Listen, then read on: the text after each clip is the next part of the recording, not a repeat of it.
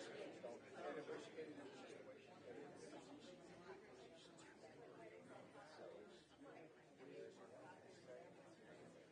white hair. It's kind of OCD talking about that. It's very funny.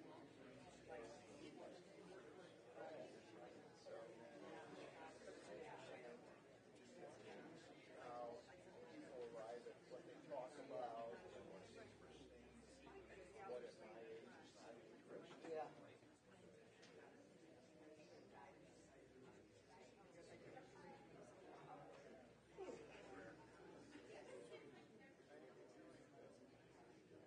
I don't read news on national news anymore. Try to find other I can sit there and I can watch them. Some of them are short. The ones I don't watch are the ones that try to get a sneak commercial. I don't want that. That's what I watched last night. Sports site for the fourth time? No, I finished my third year, and I'm taking over. I watched Dave. Oh, one of my all-time favorites. It's on West. You have to watch that. There's just, I don't have what I call scripted programs left that I watch on TV. I'll watch more of a scripted, 4-part, 6-part, 8-part, thing on streaming. But on what you would call traditional channels, traditional I don't get embarrassed. Yeah, no, I've been very much watching old things. Well, I did watch a documentary on Cindy Lauper. But it ended like, yeah, it ended very abruptly. And I texted to see if there's no, I was like, oh, I'll watch that. And I was like, this is just me, and I wanted more. But it seems like it ended really abruptly. Like, I felt that too. Like really this thing where you were like, documentaries are really good at putting that closing kind of thing on it. Yeah, where they kind of wrap it all up in a nice little bow. This one is out. But yeah.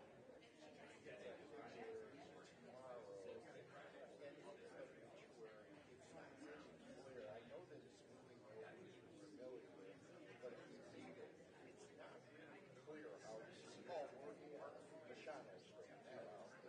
But how profitable tomorrow.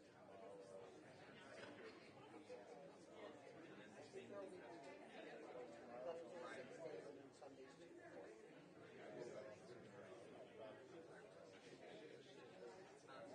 Somewhere in I don't want to go. I'll go like ask me to find some tickets. It's just too much of a crowd. I'm not doing well on certain things.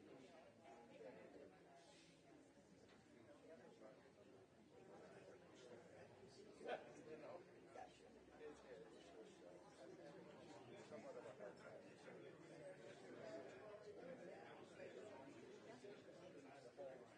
mean, I used to be in the hospital. I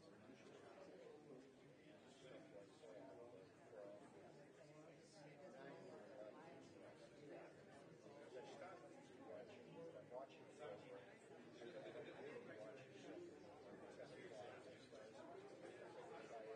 just don't want to follow it.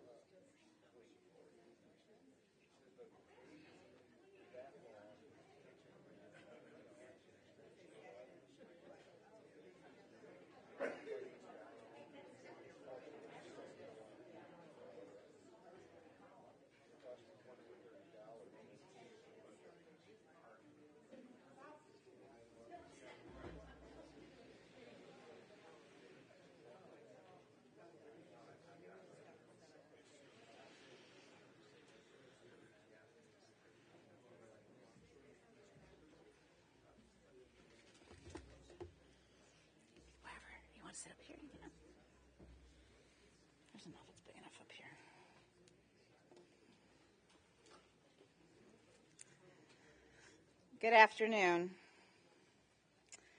For those who don't know me, I am Rabbi Shauna Nair of Suburban Temple Kol Ami. But far more importantly, it is my honor to be here today as a lifelong close family friend of the Mandels to lead us as we mourn Millie's loss and celebrate her life. And I am honored to be joined by Cantor Alyssa Rosenbaum. That's what happens when it's not written on the page. Rosenbaum from B'nai Yeshurun, who is not only Millie's cantor, but her neighbor. We remember Millie and join hearts together to give her comfort and strength to her family. Mourning is a time filled with many emotions and memories, both bitter and sweet. We begin our service with the recitation of psalms, prayers, and readings, thus linking Millie's life with the millennia-old tradition of the people of Israel and the eternity of God. Kohelet, Ecclesiastes, wrote, "The eye never has its fill of seeing. Young or old, those who depart this life never see enough of the world, never complete their task, never cherish their loved ones enough before they are called home. How they yearned for yet another respite from their final summons, and how we yearn to have them close to us for yet another challenge in our lives, yet another joy, yet another precious moment together. God, be now with those whose hearts are broken, because whenever parting comes, it comes too soon. Console them at this moment. Be near them when light seems distant. Sustain them, O God, until this time of healing." In traditionally observant Jewish homes, there is a reading called Eshet Chayil, a woman of valor, that a husband will often read to his wife on the evening of Shabbat. George often recited these words for Millie, his Malka Razel, his Sabbath queen, his woman of valor. A woman of valor who could find? Her worth is far above rubies. The heart of her husband trusts her. Nothing shall he lack. She renders him good and not evil all the days of her life. She opens her hand to the needy and extends her hand to the poor. She is robed in strength and dignity and cheerfully faces whatever may come. She opens her mouth with wisdom. Her tongue is guided by kindness. She tends to the affairs of her household and eats not the bread of idleness. Her children come forward to bless her. Her husband too, and he praises her. Many women have done superbly, but you surpass them all. Charm is deceitful and beauty is vain, but a God-revering woman is much to be praised. Place before her the fruit of her hands. Wherever people gather, her deeds speak her praise. And now I invite up Cantor Rosenbaum of Congregation B'nai Yeshurun, Millie's Jewish home, and Millie's neighbor, to chant the 23rd Psalm and also to share words from Rabbi Hal Rudin Luria, Millie's rabbi. Mizmor LeDavid, Adonai ro'i lo echsar, bin odeh sheyarbitzeni, al mei menuchot, yenaleini. Nafshi yeshovev, yancheini v'maglei tzedek, yancheini במגלי צדק למען שמו. גם כי ילך בגיא מוות לא ירא, כי אתה עמדי, שבטך ומשענתך המה ינחמוני. תערוך לפני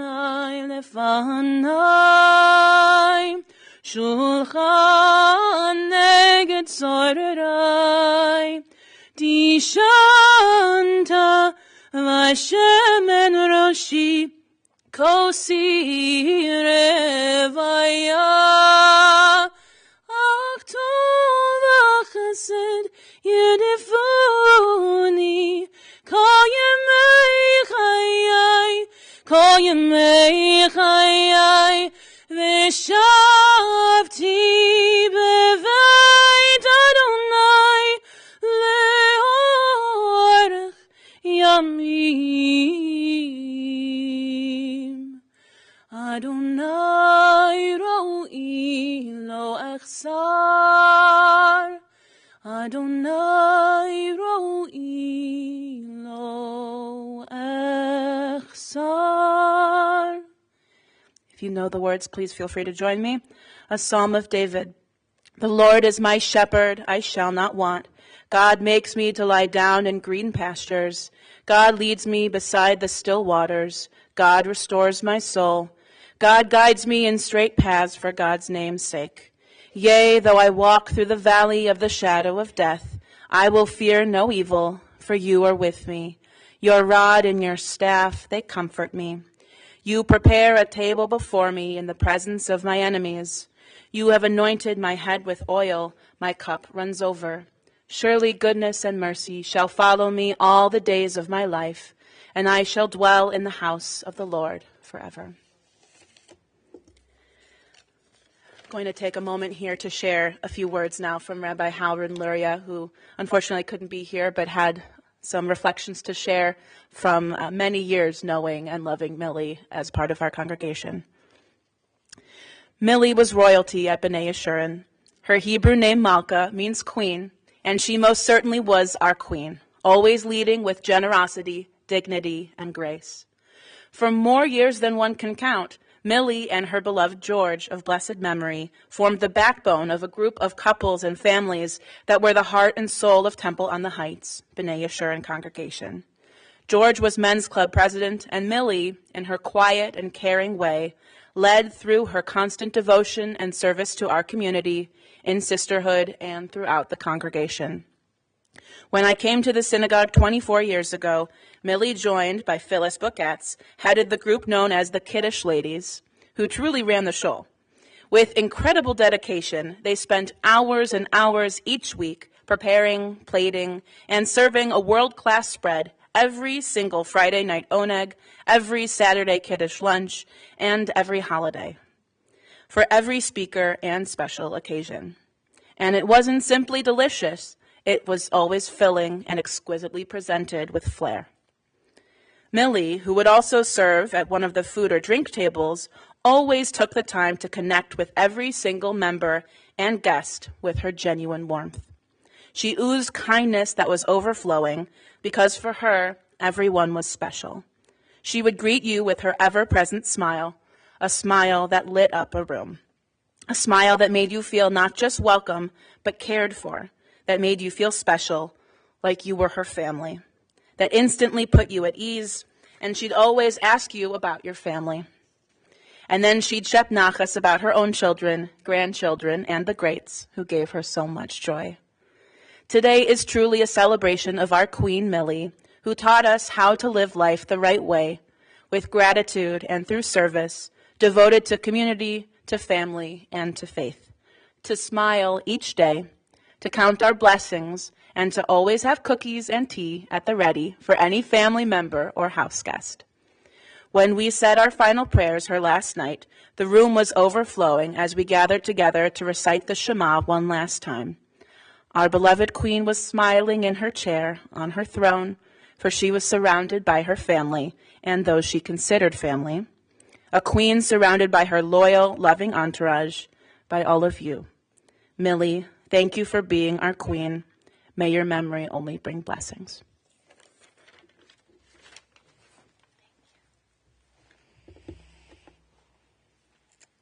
One of the greatest things we can do to honor those we love is the gift of hesped, of eulogy.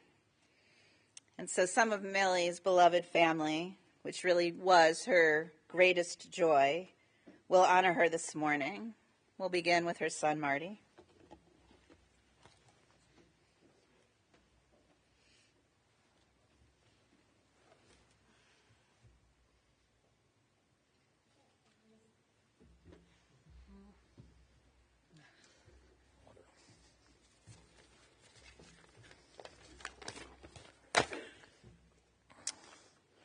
Well, I have the Kleenex, I have the water bottle, I've got my speech, I'm good to go. That was easy.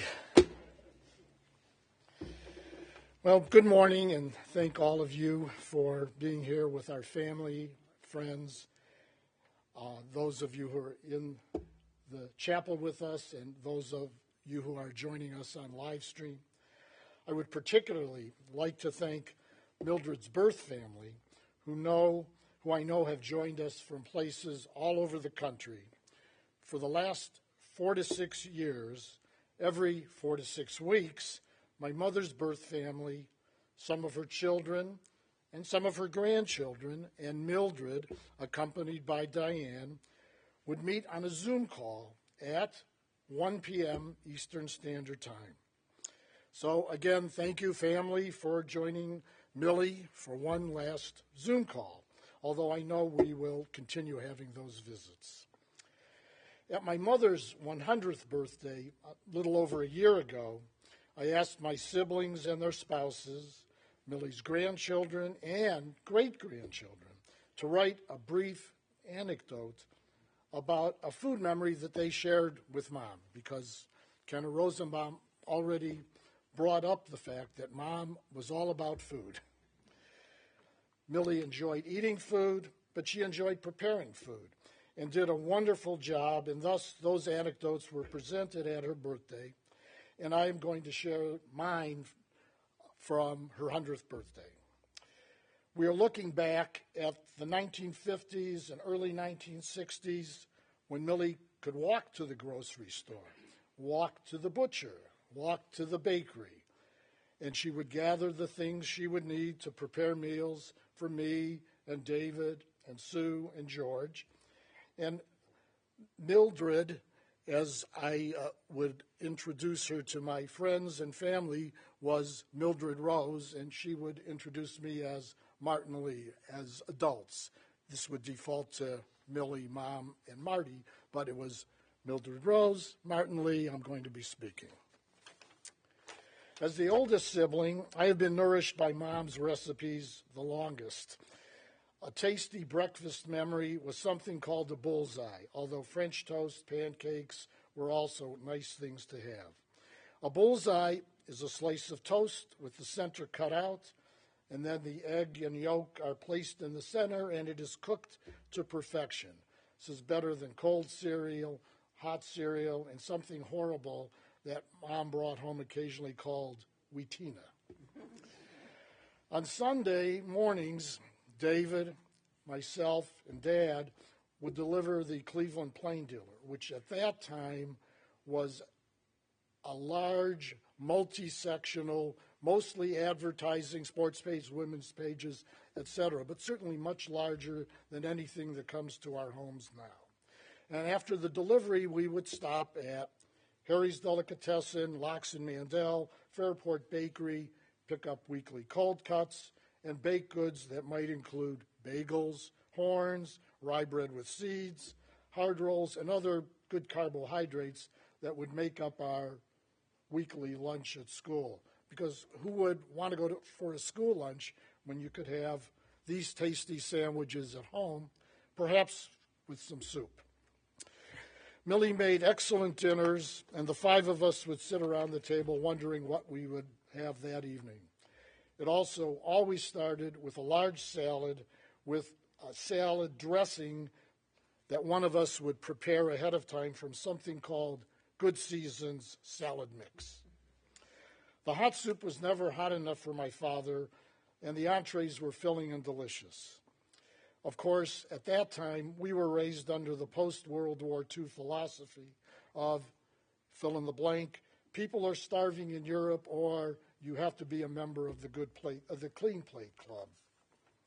My favorites might include breaded perch, spaghetti and meatballs, brisket and kasha, fried chicken with cornflake crumbs, which my wife still occasionally makes, Millie's world-famous veal parmesan, breaded veal cutlets with little marrow bones filled with savory marrow. And then there were the soups. Chicken noodle soup with giblets from the chicken, which included the heart, the pupik, or stomach, and the gorgel, or neck bones. If we were lucky, the skin from the neck of the chicken would be stuffed with flour and chicken schmaltz and cooked into a comfort food called helzo. The pea soup included marrow bones that, believe it or not, were free from the butcher. The butcher was Diderot's Meat Market around the corner where I had an after-school job in high school, although that's another story. After you finished the soup, you took the marrow out of the bone, smeared it on the rye bread with seeds, put a little salt and pepper on it, and enjoyed a nice snack before the entree. Finances in the Mandel home sometimes cut corners, and Mom didn't always hit a home run. If my dad had a meeting after work or some other conflict, we could count on something that would include canned salmon in a loaf pan that was baked with a hard-boiled egg, and then you'd have to cover it with Thousand Island dressings to choke it down. But Dad knew to stay away from that. Mom also attempted to substitute eggplant for her veal parmesan, but we figured that one out pretty quickly as well, although I've grown to enjoy eggplant parmesan. I'll finish off with Millie's expertise at desserts. The one memory I have was she made wonderful birthday cakes for family and our birthday parties. One year I came down with mumps, measles, something, and my birthday party was canceled. The birthday cake had been made, so the immediate family chowed down on it. No problem. Mom made a second birthday cake. The one year I got 2 chocolate birthday cakes, a great memory. Finally, my favorite cake for Millie was her hazelnut cake, named after her BFF, Razel Shore, who gave her the recipe. It was a white cake filled with walnuts, cinnamon, a streusel crumb topping. Nothing better than that with a large glass of milk. Needless to say, the Mandel kids were introduced to fine dining very early in our lives, growing up on Tullamore Road in Cleveland Heights, Ohio. Thank you.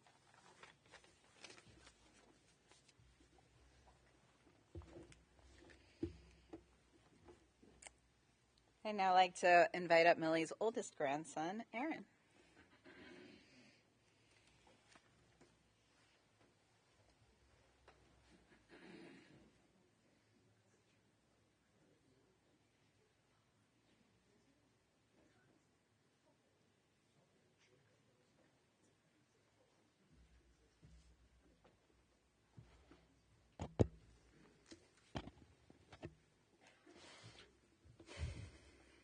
My grandmother loved Yiddish. My whole life, I remember there was something she would say to you in Yiddish whenever she would learn that you were going on a trip. Before you left, you always knew you'd get a call, and if you weren't there, you'd get a message. And she would say these words. I'm going to butcher this because it's in Yiddish, so I apologize in advance. It goes, Geh gesinnt, Gem gesinnt, Gefinnen gesinnt.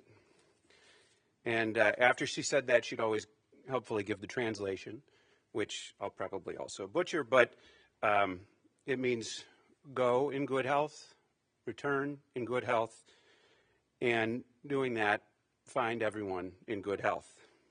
And that might not be exactly right, but the meaning wasn't exactly in the words. I always understood her meaning as this. She didn't want to let your departure go unmarked. She wanted to let you know you're loved here and you will be missed. My whole life, she never missed a chance to let me know these things. I know I'm not the only one here who heard my grandmother say these things. My whole life, I knew my grandmother as a person with many, many deep connections to others. Family was the most important thing to her, not just her husband and her kids and grandkids and aunts, uncles, nephews, cousins, but also every one of these relationships were deeply, deeply important to her, and not just family, but friends upon friends, temple friends, Yiddish friends, walking friends, old neighborhood friends, women's group friends, neighbors, and all the people who took care of her, Diane and all her caregivers and her doctors. She loved them all. They were all important to her. And I think they all heard those words from her if she learned they were going away. Geh gesinnt, Kim gesinnt, and gefinnen gesinnt. One thing about living to 101 years old is that many of the people you love passed before you, and my grandmother suffered the loss of many, many loved ones over the years that she cherished before she passed.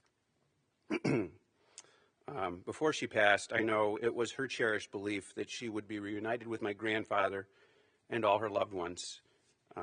And that is all I can wish for her now. And so because we love her and because she will be missed sorely, I'll say to her one last time, Geh gesinnt, Kim gesinnt, and gefinnen gesinnt. Go with our love. Return from where you came. In doing so, may you find all those who you love who went before you.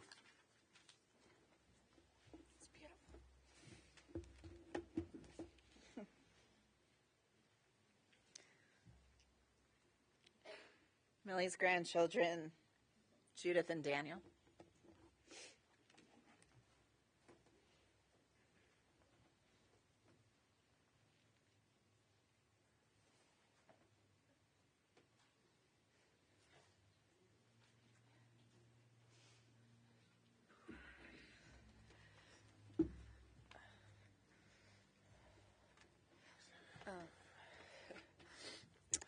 This is on behalf of our dad.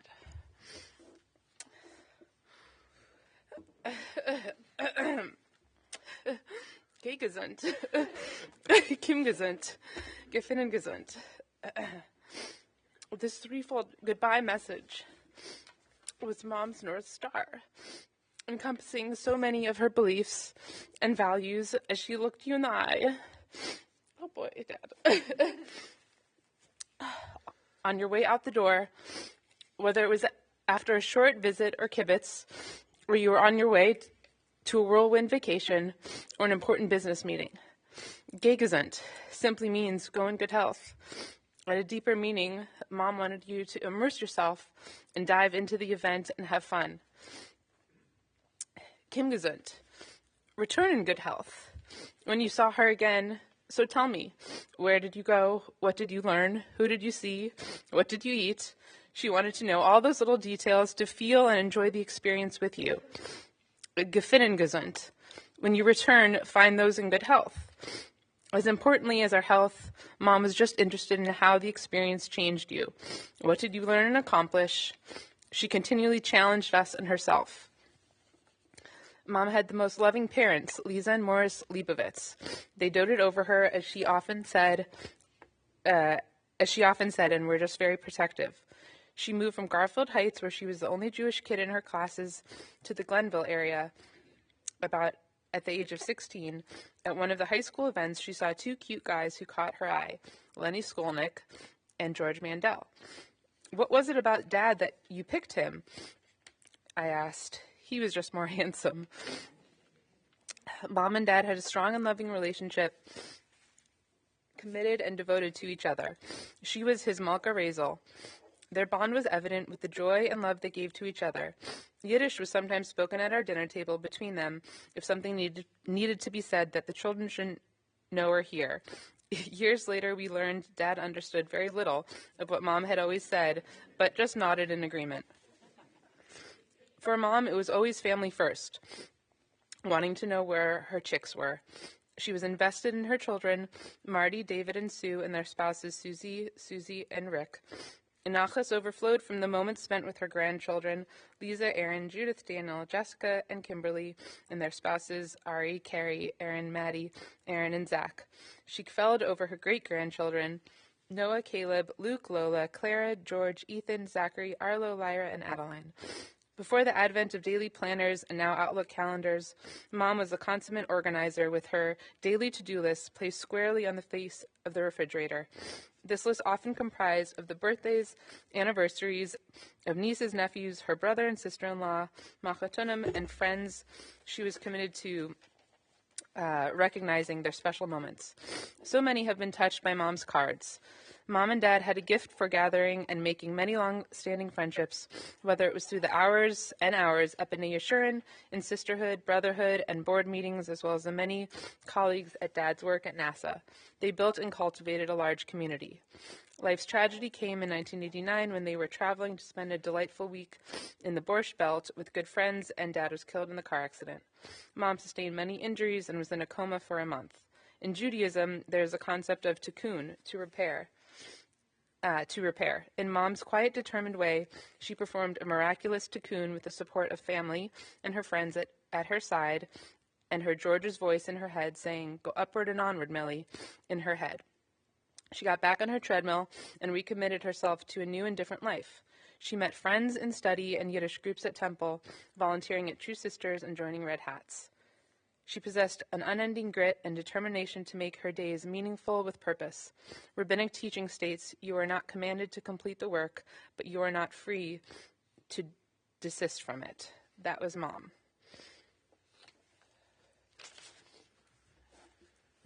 Then, a new door of adventure and surprise opened for her. In a moment of serendipity or perhaps besheret, she learned at the age of 57 that she was adopted. Marty's initial response was disappointment. Gee, I thought I would at least get some of Grandma Lisa's great genes.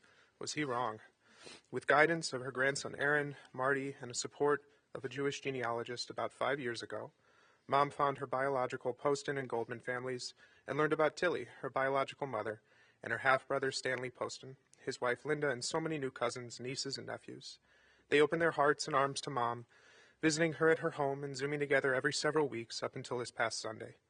Their generosity in caring for Mom boosted her like a NASA mission rocket.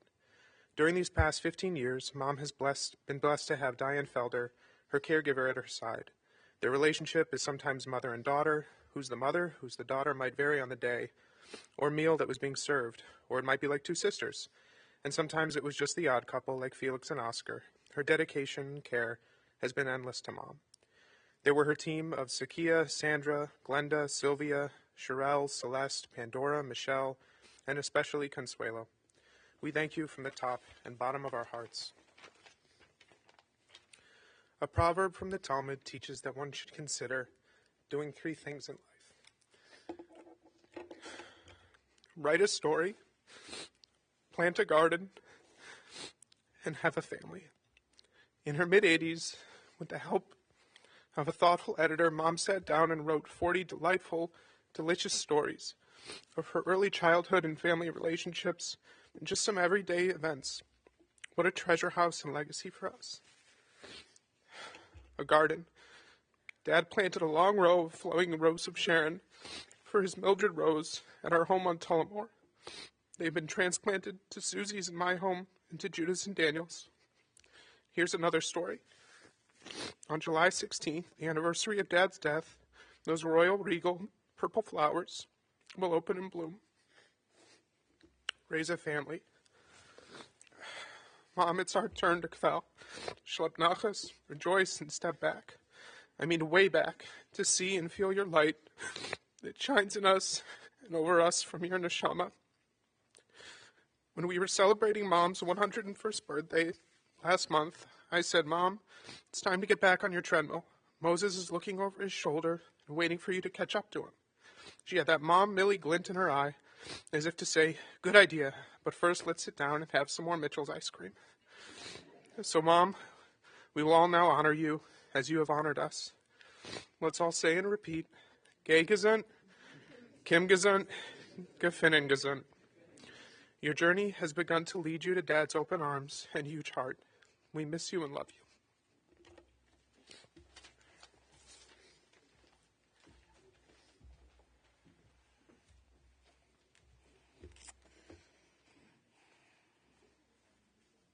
We've heard about the very special Diane, who was more than just Millie's caregiver. She was family, and she has a few words to share as well.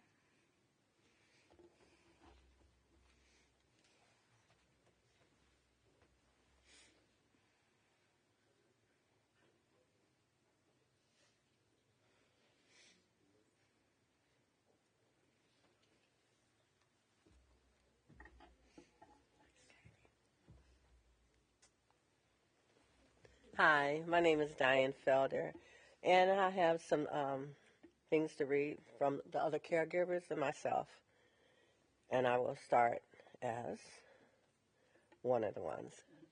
Sakia, when she goes to put Millie down for a nap and get her rest, she would say, when I used to put her in the lounge chair for a nap, I covered her with my favorite blanket.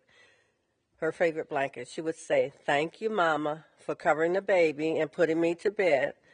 You're a good mama." And then Sandra, loves walking with Millie. And they would walk outside in the summertime. Walking outside in the summer, looking at the flowers and the trees. She would always like to look at her 3 hydrangeas, colorful bunches in front of her patio. Millie wanted to make sure when it was time to pick the flowers, she would get the first pick of the bunch. And plus, P.S., Millie always trying to feed me. I asked her why. She said, "To fatten you up. You are little in the lightweight side." And she smiled at her. Now, Sherelle, she would call Sherelle, elephant photocopy memory. Millie used to say, "You have such a great memory." I was Millie's personal photocopier, remember all birthdays and children's names. When she used to tell me, "You have a memory like an elephant," anytime Millie was talking about something, I gave her all the details. And Sylvia, when Sylvia and Sylvia's Sarah's sister, and their first visit to Millie's home. When the first meeting with Millie, I met Millie through Diane. She invited me to her home with a warm hello and hugs. We went to her favorite area, which was the kitchen, of course. She offered me a cup of tea, but it turned out to be cheese, challah bread, slices of cake, cookies. She used to say, "Eat it up and don't say no." This is how our relationship started. And Sylvie said she met a beautiful woman. Now Celeste, which is my daughter, she couldn't be here today because she's sick with the flu. And she says, "I am Diane's daughter, and to my kids, Millie was grandma, and to Miss Carter, to Millie was Miss Carter, to call Millie Miss Carter, Millie. There were never a time when Millie didn't make me feel like I was part of her family. She would sit in the kitchen for hours watching Hallmark with our ice cream, cookies, and creams and predict everything when the couples of interest would kiss. It was kind of a thing we would never be wrong at. We would look at all of the many pictures of the beautiful grandchildren. Even though I have seen these pictures multiple times, I would listen to her like it was my first time. I don't think words can express how much she loved her grandchildren. Millie was a woman of many words, and she will forever be missed." And there's another young lady, too, Pandora, which Millie named her Pam. She said, "Can I call you Pam instead?" So she says, "Millie asked me it was all right to call me Pam. What we both shared together was the love of butterflies. Also, we both were ice cream connoisseurs, and we both were Capricorns. What I miss most sitting by her favorite chair before dinner with Millie, which she would tell me her favorite stories." Now, Glenda, she's another caregiver, which was favorite too, all of these favorite caregivers. Glenda, the kitchen table, listening to different stories. What I enjoyed about Millie was the wisdom of sitting at the kitchen table and her telling me stories from years ago. That was my favorite thing, sitting at the table, talking about different food and recipes. Michelle, and this is regarding photo album, Skylight. When I would come to Millie's, when I knew what our plan of the day would involve, that would be to look at the digital photo album. Millie and I would spend hours and hours looking at the new every grandchild and great-grandchildren, even through that was dear to her. We would end right back where we started, and that was the love of her life, her husband. She would just stare and do a sound like it was yesterday of the memories of him. It was gotten to a point when I would come over, knew the stories that went with each photo. The best of all was the one with her in a bathing suit. And I said, "Wow, Millie, you look great in that swimming suit." She said to me, "Yes, that was my husband only," and winked her eye and would pass and laugh. They would laugh. And this from me.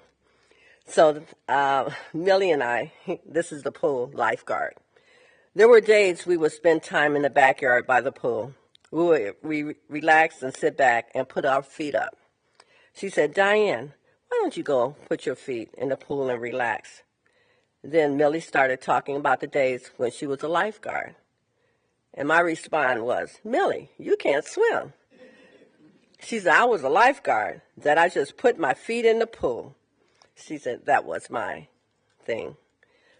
And I will always love Millie, and she will always be in all of our hearts. Thank you. Thank you.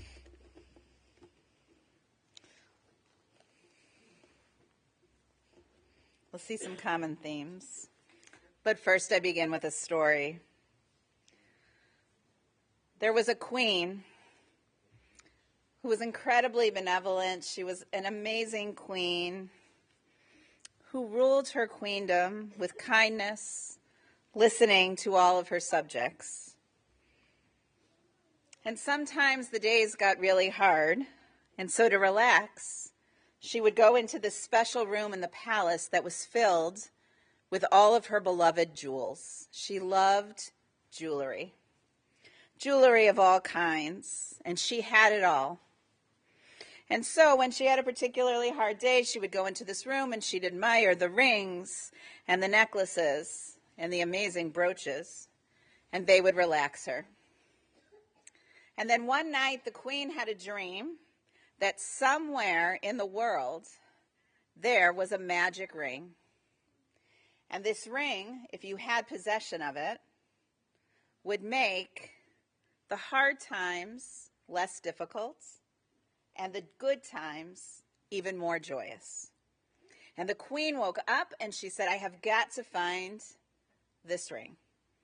And so she gathered all of her messengers, all of the people that worked for her, and said, "We have got to go find this ring." And because she was such an amazing queen, people loved her and wanted to do whatever they could for her. So they gathered together and they went searching the world for this ring. And many of the people who worked for her searched for a week, and then they gave up. They couldn't find it. And some searched for a month and then said, "We have no idea where it is." Others searched for a full year and still nothing.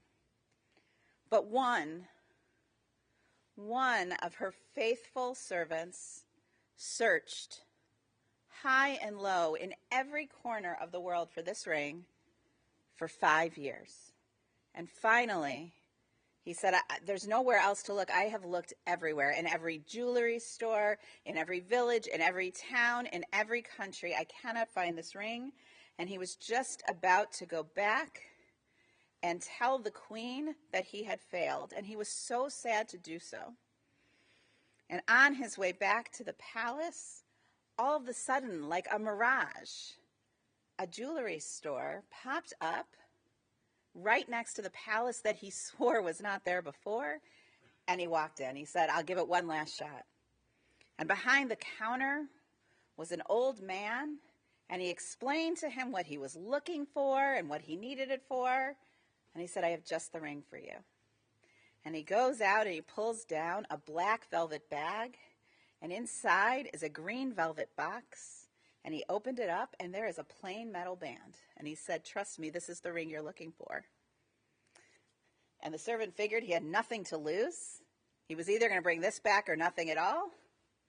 He said, "This is the ring." And he said, "What is it? I will pay you anything. I have been searching for 5 years." And he said, "Nope. The queen is the rightful owner. Just take it." And they go back to the palace, and he hands over the black velvet bag, and the queen opens up the black velvet bag and the green velvet box and looks and can't figure out what is so special, how this plain band is going to make difficult times easier and happy times even more joyful, until she notices that 3 Hebrew words are engraved in the ring. Gam ze ya'avor. This too shall pass. And she realized if she held on to these words when times were tough, Gam ze ya'avor, this too shall pass, you will make it through, and life, there will be light and joy and celebration again. And Gam ze ya'avor, this too shall pass, when something incredible is happening, when you have joy, when you have love, hold on to it, because nothing is forever. I believe that Mildred Mandel, maybe a queen in her own right, owned this magic ring, or at the very least, lived her life understanding the power of Gam ze ya'avor. This too shall pass. She knew how to appreciate and celebrate life's joys, and she also knew how to overcome the challenges life handed her. Gam ze ya'avor, this too shall pass. Everything in life can be fleeting. Millie understood this and was great at savoring every joyous thing that life gave her. Sometimes it was something small, like, as we've heard, good ice cream. Millie loved her ice cream, and later in life developed a taste for the good stuff. Millie liked ice cream after lunch, after dinner, as a mid-afternoon snack, and if she could have, she would have eaten it for breakfast. And indeed, on her last day, she did. And it wasn't just ice cream. Millie liked to savor all food. If there was an Olympic sport in slow eating, Millie could have gold medaled year after year.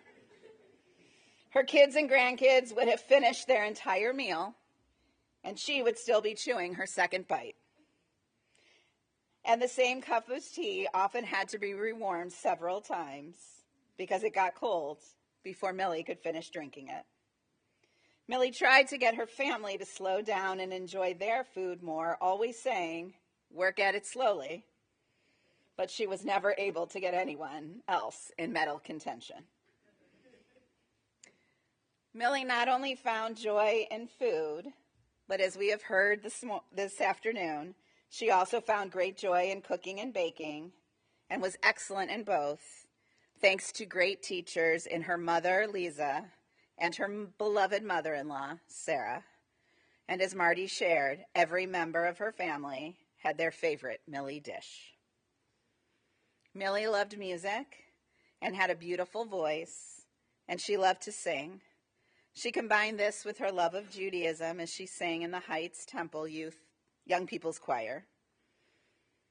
And Millie was an incredible storyteller, as we heard from David, and she loved writing, and in fact wrote down 40 stories about raising her amazing kids.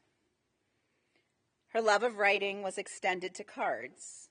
She loved to send handwritten cards to her entire family, and as Lisa recalled, family was very broadly defined, from her children and grandchildren to her second cousin 3 times removed, to friends who became family. Yes, Millie understood life's small joys could be fleeting, and she should savor them. And she also understood that all the more so, she needed to savor what gave her the greatest joy, and that was her family. As we have all heard, Millie was raised by her loving parents, Lisa and Morris Leibowitz, in Garfield Heights, where she was the only Jewish student in her school.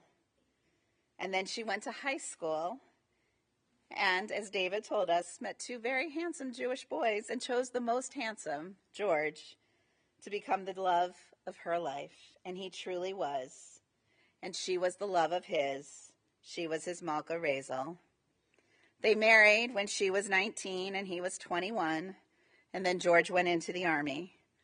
While he was away, Millie worked as a bookkeeper, and when George returned home, they had 3 wonderful children in quick succession: Marty in 1947, David in 1949, and Sue in 1950.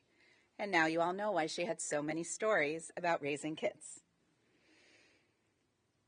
Sue said that her mom always thought of her kids first. When Marty and David were in medical school, she went back to work after 20 plus years off to help send them through school. And in order to do so, she had to learn to drive. Marty's wife, Susie, fondly remembers taking her for her test. In the end, she made friends at her new job, and it was a great experience for her. But her impetus was her kids. And she thought of her kids first until the end, even planning every detail of today so they didn't have to. Millie always felt lucky that all 3 of her children lived in town. Marty teased that she would have liked them under her roof as well, but she was grateful to have them close by. For she understood, Gam ze ya'avor, this too shall pass. Time moves quickly, even for those with long lives, and Millie was blessed to have so much time with her children. And this feeling extended to her children-in-law, Susie, and Rick as well, who once they married in, were her children too. Rick said he listens to people tell horrible in-law stories, and he can't commiserate, because his were the best. And Millie prided herself in her close relationships, not only with her children-in-law, but also with her machatanim, a Yiddish word with no good English translation. But essentially, she had great friendships with all of her children-in-law's parents. Millie was an amazing grandmother to her 6 grandchildren. And then, when her children got married, she gained 6 more grandchildren. Each grandchild has fond memories of Grandma Millie, like Jessica, who remembers when she was young, and Millie would come early to help take her to school, always in a matching tracksuit. And as David reminded us, Millie was ever the planner, and Jessica, too, remembers Millie's calendar that had special occasions and everyone's birthday written down in her elegant handwriting. Millie made sure to make her family feel special on their special day, from her children to her grandchildren to her great-grandchildren. She would celebrate them all, like her birthday meals planned for Lisa's kids, which always included balloons, decorations, a special gift they wanted, and a favorite meal cooked by Millie, with tons of help from Diane. And speaking of Diane, Millie cherished and was grateful for this incredible relationship for the past 15 years. It began when Millie had an injury that required home health care, and Millie knew Diane because she cared for someone else in the building.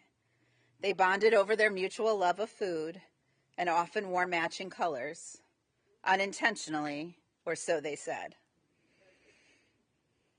We've heard of all the ways they related to each other: sisters, mother and daughter, old married couple. But through it all, Diane changed Millie's life for the better, and they became family. And Diane will tell you that Millie loved each member of her family equally and talked about them as individuals and what made each of them special. One of Millie's favorite gifts is the one we've all heard about, the digital picture frame, so she could see her loved ones all the time. Millie understood Gam ze ya'avor, this too shall pass, and tried not to take any of the good things in her life for granted. But for one to truly live Gam ze ya'avor, you have to also understand that when life is difficult, this too shall pass, and this too shall pass as well, and there will be light and good times again. This is the much harder part of Gamze Ya'avor to live, but Millie did so with strength and grace. She and George were always great at supporting each other, especially after his heart surgeries. They began walking together, an exercise habit Millie continued until her final hospital stay. Theirs was a true love story. Millie wore her wedding ring up until recently, over 35 years after George's death, and she never dated. She likely thought she would have been cheating on him.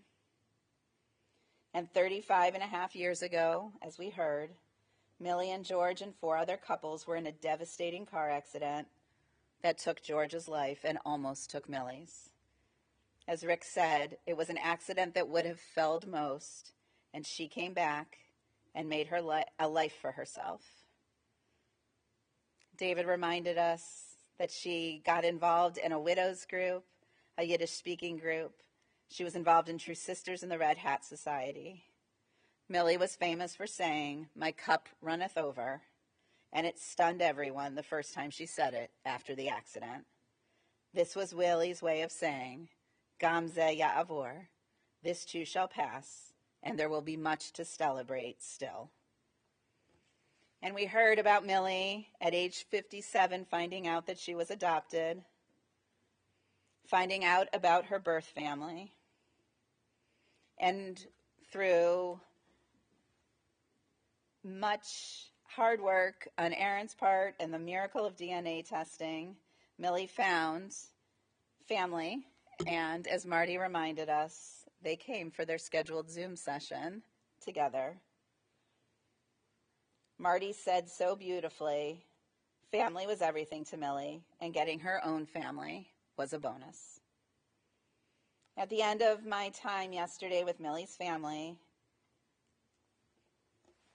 almost made it, I was asked what I remembered about her. And I said, in the 50 years I have known her, the one memory that will always stay with me is how no matter how long or recently it had been since we had seen each other, whenever I encountered Millie, her face lit up like seeing me, even for the briefest moment, was a gift. Gamze Ya'avor, this too shall pass. Don't let this moment of joy slip away without celebration. For every day of her 101 years, Millie was the elegant dressed lady, often with, as Daniel reminded us, the amazing brooches. That was not the word he used, but I can't say the word he used from here. I will tell you later if you want to know. She was our queen with the magic ring, who taught us by the example of her life, Gamze Ya'avor, this too shall pass. So celebrate every joyful moment life offers, and let those you love help you through the challenges life brings, so you can find moments to celebrate again. These are the lessons Millie taught us. May we honor her memory by living them. And as we have heard several times this morning, and if I were to give her the last words of this eulogy, they would be, Geh gesund, kommen gesund, and gefinnen gesund. Go in good health, come in good health, and find those you love in good health. In her very last days, Cantor Rosenbaum came to visit Millie, and she sang with her. When she sang Tumbala Laika, Millie's whole face lit up, and they sang together. It is my honor to call her back here to sing that song now. Just want to say it was a great privilege and honor to spend those final moments with Millie, to be her cantor and to be her neighbor. And if you know the words, please sing along. Steht der Bocher, steht und tragt, tragt und tragt die ganze Nacht. Wemen zu nehmen und nicht verschämen, wemen zu nehmen und nicht verschämen. Tumbala, tumbala, tumbala, laika, tumbala, tumbala, tumbala, laika, tumbala, laika, spiel balalaika, tumbala, laika, freilich soll sein. Mädel, Mädel, ich will bei dir fragen, was kann wachsen, wachsen ohne Regen, was kann bänken, weinen und rehren. Tumbala, tumbala, tumbala, laika, tumbala, tumbala, tumbala, laika, tumbala, laika, spiel balalaika, tumbala, freilich soll sein. Narischer Bacher, was darfst du fragen? A Stein kann wachsen, wachsen ohne Regen. Liebe kann brennen und nicht aufhören. A Herz kann bänken, weinen und rehren. Tumbala, tumbala, tumbala, laika. Tumbala, tumbala, tumbala, laika. Tumbala, laika, spiel balalaika, tumbala, freilich soll sein. And it was an honor to be able to sing that swan song with her one final time. Gonna invite everybody to rise? We have one reading first.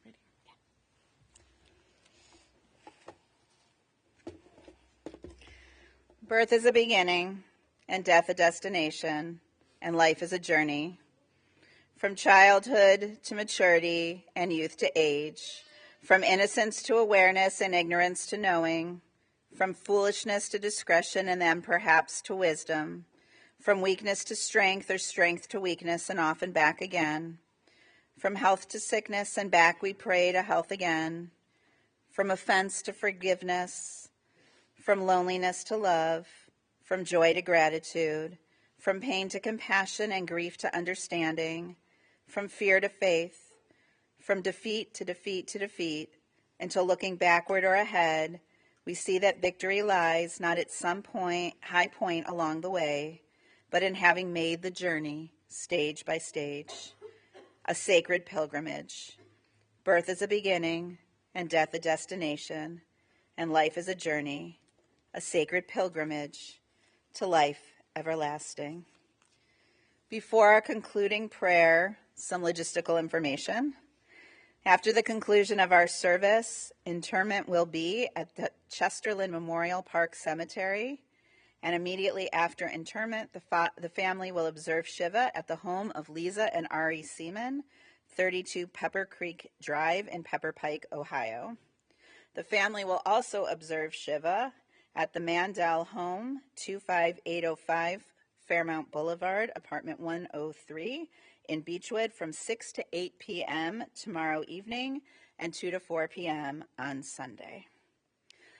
Our concluding prayer here is El Malei Rachamim, and it invites us to wrap our loved one in a blanket of comfort and for God to protect her on this next leg of the journey. Cantor Rosenbaum will chant it, and then I will read the English. We ask all who are able to rise. El Malei Rachamim, Shochen Bamromim, Hamtzei Menucha Nechona, Tachat Kanfei Ashchina, B'ma'alot Kedoshim U'Tarim, Kezohar HaRakia, Mazirim,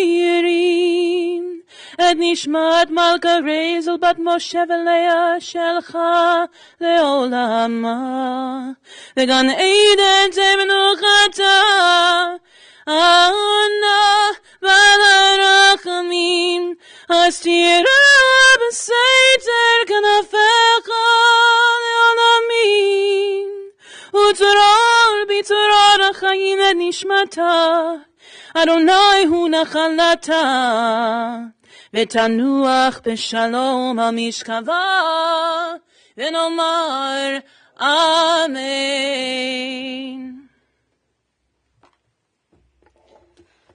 Fully compassionate God on high, to our loved, beloved Millie, who has entered eternity, grant her clear and certain rest with you in the lofty heights of the sacred and pure, whose brightness shines like the very glow of heaven.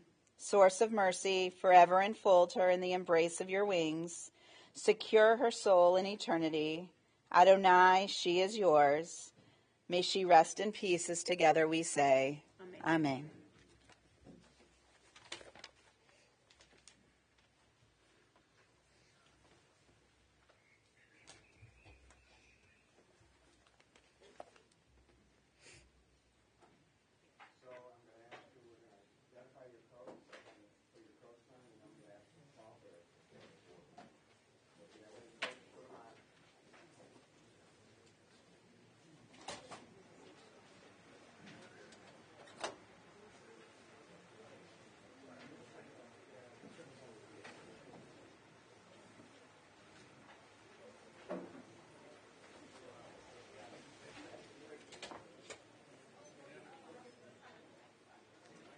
I have time to go with to the cemetery, so I will. I'm just we can do 7 stops. No, I usually just let it. Okay. Yeah. So should I still recite before while the casket goes? Yeah, I mean, Okay. usually I just, but